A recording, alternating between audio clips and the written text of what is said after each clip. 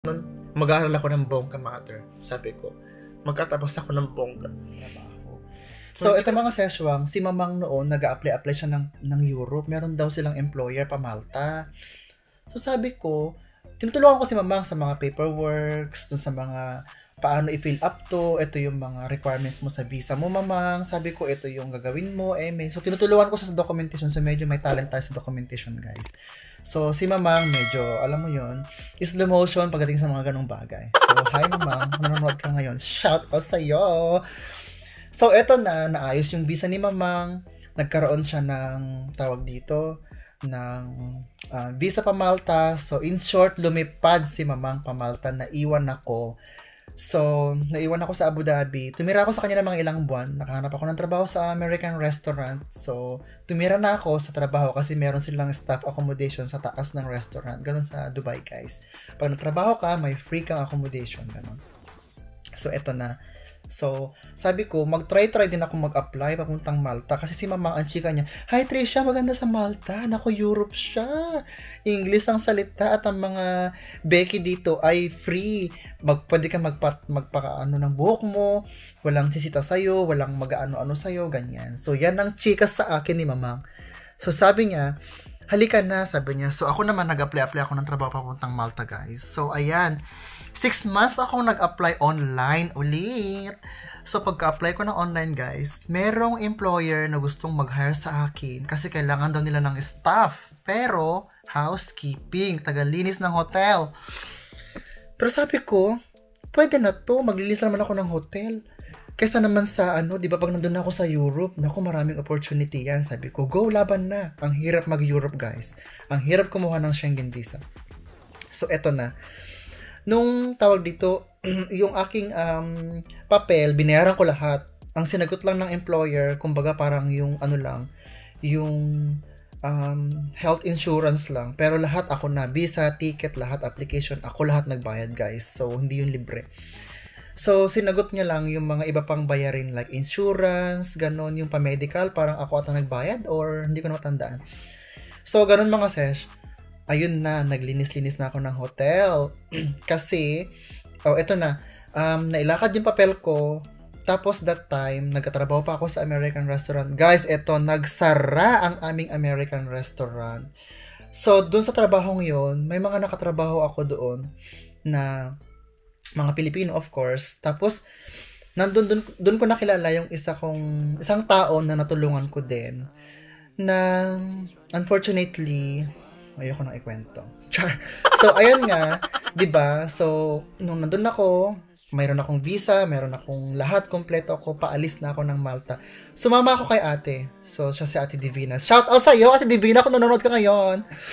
So, ayan. Ngayon, sumama ako kay Ate Divina dun sa apartment niya sa city kasi nga nagsara na yung restaurant na tinatrabahuan namin. So, umalis na kami. Nag-impake na kami ng gamit. Pinalayas na kami doon. So, sumama ako kay Ate Divina. Ngayon, kasi may space pa doon. So, nagrenta kami. Ako, ng siguro mga 15 days, 2 weeks. Kasi inaantay ko na lang talaga yung flight ko. Kasi yung visa ko, guys, hindi ka pwedeng mag-flight kung hindi naka-date doon sa visa mo. So, inaantay ko lang yung flight ko. May ticket na ako lahat-lahat. So, sabi ko, Trisha, baka naman pwede mo akong doon, i-join kapag may Sige ate, walang problema. Aka na lahat ng papers mo para in case, sabi ko, pwede kitang i-refer doon o kahit sa mismong employer ko na, sabi ko, kahit i-refer na kita doon, sabi ko na ganun. So, ayun. So, bilang pagtanaw doon sa pagtira ko doon sa apartment nila noon, tawag dito, tinulungan ko din siya na makapunta ng Europe, ng Malta. So, ayan. Kumbaga parang ni-refer ko sa employer namin. So, parang ganun din. Babayaran mo yung lahat. Yung tawag dito. Ang nagastos ko talaga, guys, sa lahat-lahat, mga siguro 1,500 euro or 1,700. Andun na lahat. Pwera yung mga ibang expense. Part of it kasi sinagot ng employer, pero most of it sinagot ko. So, ngayon, ganun din si ate. Nagbayad din siya ng tulad ng mas lower pa nga sa kanya eh. So, ayun. The rest, yung employer na. Pero yung work permit, yung visa, EME, ganyan, ayan, tawag dito, ikaw ang magbabayad nun. So, in short, guys, nandun ako sa Malta ng mga nagtrabaho na ako doon sa housekeeping. Then, after few months, sumunod si ate. O, diba? So, sumunod siya, nagtrabaho kami doon. Ganon. So, syempre, part ng buhay, nagkaroon ng mga hindi pagkakaintindihan, nagkaroon ng mga eme sa buhay. Syempre, magkakaiba tayong lahat. Ganito siya, ganyan ako. Tapos, ganito ako, ganito siya. So, in short, ganon. So, syempre, matagal na yon. To make the story short, close the chapter of this life. Char! Halaga, masaya tayo ngayon sa buhay natin. So, yan, Ate Dibs ha, kung nanonood ka ngayon, ate, kumusta ka naman dyan ngayon? So, I hope okay ka lang. So, sa lahat ng mga nakasama ko sa buhay, I hope okay lang kayo dyan. Diba? So, no hate, just love. 2025 na mga seswang. Wala nang inggitan, wala nang sama ng loob. Move forward, life is short kasi baka mamaya, knows na. So, eto na guys. So, 1 taon ako doon na tumira sa Malta. Diba? As a housekeeper. So, nirespeto ko talaga yung tawag dito, yung company na nag-hire sa akin. Actually nga guys, magpaparenew pa nga dapat ako noon. Kasi, sabi ko, wala pa ako nahanap ng trabaho noon. Ngayon, yung employer, biglang tumagal yung kanyang proseso. Parang, pinapatagal. Nag-aalala ako guys, kasi may expired na yung permit ko. Sabi ko, so, nag-move on na ako, na nag-apply ako sa iba. Luckily guys, natanggap naman ako. So, in-apply ko yung papers. Agad-agad guys, apply ako nun ng permit ko na panibago sa factory ngayon. Ayan. So, sa factory guys, tawag dito na ako nakasahod ng medyo okay kasi may mga overtime, magaan yung trabaho, hindi na ako naglilinis, nagkukudkud na yan, ganon. So, nakaupo na lang kami pa check na lang ganyan, mala quality control na ang eme namin, ganon, checking, ganyan. So, ito na ang drama namin sa buhay mga seswang. So, ang ginawa ko sa Malta, yung first 1 year ko, tawag dito, ang late ng sahod sa Malta guys, nasa ano lang siya, that time, 750 to 800 euro, tapos sayo pa lahat. So, shout out sa lahat ng mga nagmamalta. Diyos ko Lord, mag-isip muna kayo. Kaya ako napavlog ng sarili kong channel, yung Trisha in Europe, kasi blinag ko lahat doon kung paano na mag-apply ng work permit, paano mag-apply ng visa, magkano binabayaran sa agency, or yung mga lahat blinag ko yung papuntang Malta. Kung ano yung nakita kong realidad ng buhay sa Malta, binablog ko yun kasi ang intention ko doon is makatulong sa mga Pilipino ng impormasyon, yung kahit sa impormasyon man lang. Dahil mga seswang, napakadaming mga abusive agent sa Malta. So, hindi naman lahat, pero marami mga agent na naniningil ng mahal, ganon. So, syempre, hindi ko na sasabihin kung magkano at kung sino kahit kilala ko o alam ko, char. So, ayun mga seswang, nagkaroon ng issue, ganyan. So, dumaan ng panahon, yung mga issue na yon. So, in short, pag pupunta ka sa Malta, malaking babayaran mo sa mga agent. So, kailangan nyo mag-isip at magdesisyon ng mabuti. Kasi guys, hindi basta-basta. Okay, so blinag ko yon. So ayan guys, kung gusto nyong panoorin ang aking vlog tungkol sa papunta sa Europe, please visit my channel, Trisha in Europe Vlogs. Okay guys, so eto na. Eto na nga, diba? Nasa factory na ako. Nung nag-work na ako sa factory guys, medyo okay ang sahod kasi may overtime, diba? Pagkaano ng overtime, ang taray guys, nag-ano na, tawag dito, nakakaipon ako konti, medyo okay. Pero, ang trabaho ko noon, magpa-part-time pa talaga ako ng separate, maglilinis ako ng bahay, mag-cleaner ako dyan, kasi sabi ko, pag wala kasing overtime, ang sahod, ganun pa din, basic pa din, na 750, sa'yo pa lahat. So, ngayon, sabi ko maliit, kaya ako super part-time linis. So, ayan. Nung nagka-offer ng maraming overtime sa trabaho, hindi na ako naglilinis kasi wala na akong oras, di ba? So, ayan. Nakuha ko yung kapatid ko, nakuha ko yung pinsan ko. That time, napakadali pang kumuha ng kamag-anak sa Pilipinas. Napakadaling mag-refer that time. Kaya siguro na naabuso kasi madaling mag-refer, tapos naabuso hanggang sa nag-istrikto, ganon. Ngayon naman, yung mga Pilipino, marami. Isa ako sa mga unang, siguro masasabi ko na isa ako sa mga pioneers na nakakuha ng family sa Malta using employment na hindi mo kailangan ng malaking bank account, hindi mo kailangan ng bonggang ano. Pero, nagkatrabaho ako noon that time guys ng overtime kaya maganda yung payslip ko. Tapos, naglalagay ako ng amount sa bank ko para makakuha ako ng bank statement. Ganon, kasi inattach ko lahat yun para makuha ko yung kapatid ko at saka yung pinsan ko. So, ayan, ang drama. Hanggang sa dumating yung punto na pag-ibig time. O, diba? So, eto na. So, dumating yung punto na nakuha ko yung kapatid ko, yung pinsan ko. In short, nakarating sila ng Malta. In short, nakapagtrabaho sila sa Malta. So, hindi ko napapahabain pa ang kwento. So, eto na. Nung pumunta ako sa Malta, nagtrabaho na nga ako dun, guys. Ayan. So, ito na ang ating love story time. So, nakikipag-date naman na ako kasi siyempre gusto ko naman magkaroon ng ka-relation, Tapos ngayon, meron ako naka-date na taga-Netherlands. Pero bago yan, nag-travel na ako kung saan European country. So, ito nga pala, i-share ko. Nung nasa Malta na ako, guys, ayan na. Nasa Europe na ako. Tapos, sabi ko, gusto kong pumunta ng dream country ko, Germany at saka Netherlands. Ayan. Si Mamang, first time naming mag-travel ni Mamang together. So, pumunta kami ng Germany, nag-train kami papuntang Amsterdam, ganyan. So, pumunta kami ng Austria, kung saan-saan. So, ayan mga seshwang, diba? So, pagkatapos niyan, nung dumating pa pala ako ng Malta, guys, nakakatakot yung aking apartment kasi kumbaga parang construction lahat, yung mga kwarto ginagawa, ang dilim. Yung kwarto ko lang, guys, yung prepare para sa akin. Tapos super luma nung apartment. Tapos yung salamin sa loob ng kwarto ko, parang way back 1500 pa na salamin. Parang ganun. Nakakatakot na. Super creepy talaga siya, mga sis. Parang haunted house talaga. Sabi ko, Mamang, natatakot ako tumira dito.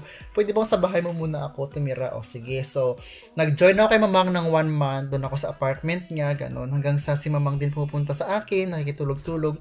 So, hanggang sa nilakasan ko yung loob ko na mag-isa. Hanggang sa, ayun na nga, nag-solo na ako. Hanggang sa nakasanayan ko na yung bahay, dumating na si ate doon, dumami na yung tao, so ayan. So ayan mga seshwang, nag-travel na ako, di ba? So ayan, nakipag-date ngayon ako. So may nahanap akong Dutch national, guys, yung una kong naging jowa. So since may edad siya sa akin, nasa 40 plus siya, that time, bata pa ako noon. So hindi nag-work out yung relationship namin, 1 year lang kami. Pero that time, guys, may trabaho din ako sa Netherlands, na-hire ako sa hotel, housekeeping na naman, guys, bumalik ako sa pagiging housekeeping. Mas bongga yung sahod sa Netherlands kahit housekeeping. Ganun, kumpara sa Malta na magkano ang sahod ko sa Malta per hour, 4 euro lang. Sa Netherlands, pag nag-housekeeping ka, nasa 10 something. Sabi ko, wow, ang ganda. Ang laki ng sahod dito kumpara sa Malta, may ganun. So, ayan guys, to make a story short, hindi nag-successful yung relationship namin nung una kong naging jowa na Dutch kasi yung utak niya, paiba-iba. Ngayon, gusto kanya, bukas ayaw kanya, susunod na makalawag, gusto kanya makasama. Sa next week na naman, gusto lumayo ka. Alam mo yung ganun? So, on and off, hot and cold. So, sabi ko, okay, ayoko to. So, to make story short, nag-decide ako umalis. So, sabi ko, gusto ko nang bumalik ng Malta ulit kasi nag-lockdown during Corona. That time, gusto nga akong papelan nung employer ng hotel as a parang manager, parang ganun, or assistant manager. Basta may posisyon para lang masabi na highly skilled siya. Lalo na Asian, ganyan. So, kasi may papel ang Asian, guys, sa highly skilled, ganun. That time. Pero hindi natuloy kasi nga, parang recession, kumbaga parang nag-stop muna sa pag-hire dahil lockdown. Lalo na hospitality industry, walang travel, so close lahat ng mga restaurant, ganun. Sabi ko, sige, babalik na lang ako sa Malta, sabi ko. Pero before that, sabi ko na ganun, nag-try ulit ako na mag-date, ganyan. Hanggang sa, ayun, nakilala ko ngayon si Yos. So, ayan, dati ko na pala siyang naka-chat noon, pero hindi na kami nagkakontakan kasi may relasyon na ako noon, meron din siyang relationship noon. So, bumalik lang ako nung sa dating site nung wala na akong karelasyon. Tsaka nung nag-solo na ako ng buhay, ganun. So, na-meet ko siya. So, ayan guys, di ba na-meet ko na si Yos? Ayan na yung kwento kung paano kami nagkakilala sa isang vlog. So, balikan nyo na lang guys. Andun na yung kwento kung paano ko siya nakilala. So, ayan mga seshwang, nakilala ko na si Yos. Nagsama kami hanggang sa siya yung gumawa ng paraan para magsama kami kasi ayaw niya ng LDR. So, 2021 guys, tawag dito, in-apply yung papel ko. Then, 2024, 3 years na living together as a partner of Dutch national. So, naging Dutch citizen ako lately lang. Ito lang, December lang, mga seshwang. So, ayan mga seshwang, ang kwento ng aking pag-a-apply abroad. So, nung dumating ako dito sa Netherlands, ang naging trabaho ko guys, di ba tulad ng sabi ko, housekeeping muna. Nung nakakuha ko ng proper papers, nung nag-apply na kami ng papel ni Yos, ang naging trabaho ko na guys, una sa factory ng Dunkin Donut, ayan. 1 taon ako doon. Tapos, malayo kasi, alam nyo guys, yung nagbabayad ako ng bus at saka train, 2 bus, 2 train sa isang buwan. Diyos ko Lord, umaabot ako ng 400 plus, discounted na yon, nakakaloka. Sabi ko, ang laki nang nababawas sa sahod ko, pamasahe pa lang. Sabi ko, talo ako nito. So, ayan guys, kumuha lang ako ng experience. Kasi sabi ko, pwede ko tong sabing experience ko kahit na 1 year lang siya dito. Okay na yun. So, eto na. Hindi naman ganun ka-strict ang Netherlands guys. As long as nakaya mo yung trabaho, tapos pag in-interview ka, na kahit wala kang experience dito, basta ipakita mo na motivate ka magtrabaho, na willing kang magtrabaho, na tawag dito interesado ka, at may papel ka na magtrabaho, dahil pasok sa banga. Wala nang maraming requirements, ID card lang, at saka yung parang tawag dito, behavioral certificate, yun lang. Tapos wala na guys, pipirma ka na ng kontrata, tapos bukas mag-start ka na. Ganun kabilis. Tapos yung second job ko guys, eto na, nag-apply ako sa medical company, ayan. So, naging quality control ako doon. So, ayan guys, ang aking trabaho dati, quality control sa medical company. So, una naging associate ako, production associate ako guys. So, ni-refer ako ng aking friends. Shout out sa'yo Karen, nanonood ka ngayon. So, ayan, siya yung nag-refer sa akin, yung nakasama namin nung New Year. So, ayan. Pagka-refer niya sa akin, nagtrabaho ako doon ng 1 year, tapos after that, nag-apply ako ng quality control, tanggap naman ako, ganon. So, in total, 2 years akong nag-apply sa quality control sa medical company. So, ito yung, alam nyo, yung ginagamit sa pag-opera, guys, ng katawan ng tao, yung mga ipinapasok ng mga trocars, ipinapasok ng mga, yung pag nag-surgery ng bata, ganon, yung cesarean, lahat ng mga tools na pang-opera, pangkat, ganon, dun ginagawa. So, after nyan, guys, umalis ako sa trabaho. So, maraming ganap sa trabaho. Hindi ko na i-elaborate sa inyo. Pero, nag-stop ako ng work. So, ayan. So, habang nag-stop tayo ng work, eto na, ang ating store. Naisipan kong maggawa-gawa ng pagkain. Actually, guys, itong store na to, kung bakit siya nabuo, una, gusto ko lang maggawa-gawa ng mga cook food, mga inasal, mga siomai, kasi masarap din naman yung gawa ko, guys. So, bumentas siya, maraming bumili. At marami nagtanong sa akin na, "Hi sis, meron ka bang pansit canton, toyo, suka, ganyan?" Sabi ko, wala. So, napaisip ako, why not na magtinda ako? Ay, marami naghahanap. So, ang ginawa ko, guys, naghanap ako ng mga suppliers, Pagkahanap ko ng suppliers, nag-comply ako ng requirements, business permit, lahat ng mga requirements para mag-business sa Netherlands. Ayun, nakuha naman namin siya ni Jowa. So, 2 kami nagpa-register hanggang sa nakakuha nga ako. At yun, guys, nag-start tayo ng ating business. Kaya ito na siya ngayon, ng aking pinofocus na business, ang ating sari-sari store or Pinoy store dito sa Netherlands. So, ayan guys, 'di ba?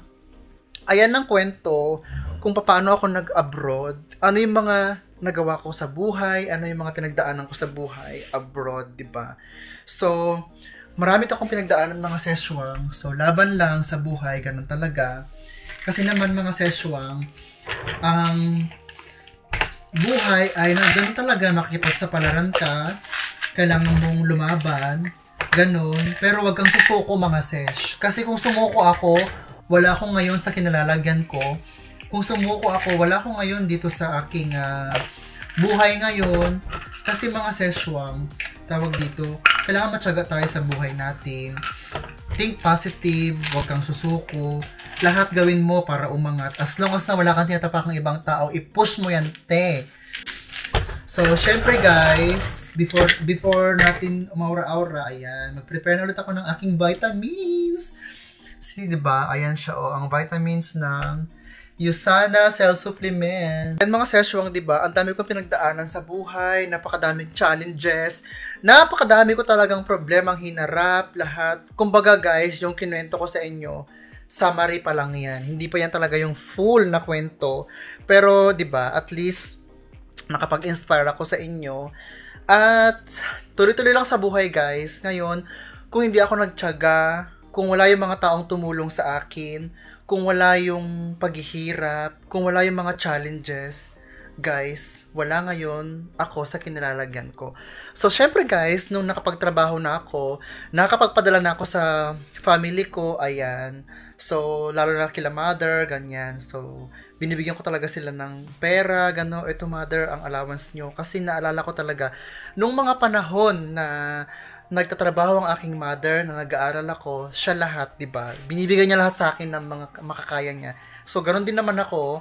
Siyempre, hindi ko nabibigay lahat ng sahod ko kay mother kasi pero gagawin ko yung lahat na makakaya ko na matulungan ng aking pamilya. Hanggat kaya ko, siyempre, ibibigay ko yung part ko. Kasi ganun si mother noon.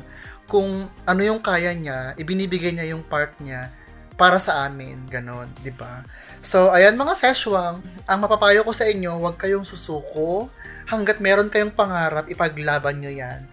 Marami kayong madadaan ng napakadaming mga trahedya man yan, pagsubok man yan. Pero part yun, guys. Kasi nga sabi nila, a difficult roads will leads to a better destination. So, walang shortcut, guys, sa success. Pinaghihirapan mo yan. Kung kailangan mong gumapang sa hirap, mangyayari yan. Pero in return, may magandang resulta. 'Di ba? So, sa lahat ng mga transistors natin dyan na nanonood sa atin, sana maging inspiration tong kwento ko sa inyo mga sesh. Di ba? Huwag kang sumuko. Huwag nyo isipin na, ay, trans ako. Walang magkakagusto sa akin. Ay, trans ako. Walang mag-hire sa akin sa trabaho. That is very wrong. Ang gawin nyo lang, guys, diskarte. So, kung gusto nyo mag-abroad, kung halimbawa nag-Middle East ka at bawal doon ng mga Becky, kung mahabang buhok mo, kung kinakailangan gupitin, gawin mo. Kasi, buhok lang yan, tutubo yan guys. Yung opportunity, hindi yan basta-basta kumakatok. Kasi guys, kung halimbawa napagupit mo ang buhok mo, pumunta ka doon, nagtrabaho ka, may opportunity ka. Meron kang sahod, nakakaipon ka. Later on, patubo ka na lang ulit ng hairla. Diba? Kasi ako noon guys, nung nag-abroad ako, short hair pa ako noon. Lalaki looks pa ako noon. Doon na lang ako nag-transform. At ito na ulit ang buhok ko. Mahaba na siya. O, diba? So, hindi huli ang pag-transform, guys. Pero, nandyan lang yan. Pero ang opportunity, once lang yan kakatok. Once lang yan papasok sa inyo. Kapag napalampas mo, sayang naman yun, di ba? Siyempre, kalakip niyan ng pagsisikap, determinasyon, at siyempre, may goals ka dapat, ganun. So, sipag lang, tiyaga lang, at tawag dito, tiis lang. Makakaahon din mga session, di ba? So, ayan mga session, kung nanonood ka sa ating channel at di ka pa nakapag-subscribe, syempre i-click mo na ang subscribe button at syempre huwag mong kakalimutang i-click ang notification bell para naman tuwing mag-upload ang session nyo ay updated ka at maklik mo agad ang video namin at makapanood ka kaagad. O, di ba? So, ayan mga session, sana nag-enjoy kayo. At maraming salamat sa panonood. Ngayong araw na to, samahan niyo naman po ulit ako sa ating susunod na mga serya sa buhay. Dito lamang sa Trisha in News channel. And of course, pumunta na rin kayo sa aking channel guys, Trisha in Europe Vlogs. So, ayan mga session. See you again next time. Thank you so much. Babush!